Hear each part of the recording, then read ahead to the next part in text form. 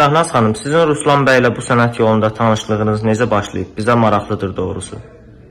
Ruslan Nəcəfov mənə Azərbaycan Respublikasının xalq artisti Möhtət Müslümov, gözəl tarzənimiz, böyük sənətkar, mənim əziz qardaşım zəng elədi.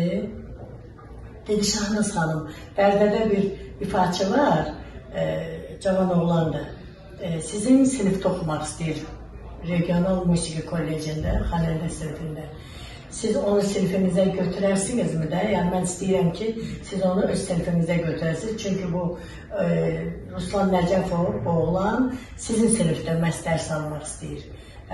Mən də dedim, mən gözüm üstə, mən onu götürərəm öz sinifimə. Əgər ki, siz onun səsini eşitmişsiniz, siz onu bəyənirsinizsə, öyrətməliyim. O zaman mən də onu sevə-sevə öz sinifimə götürəcəm.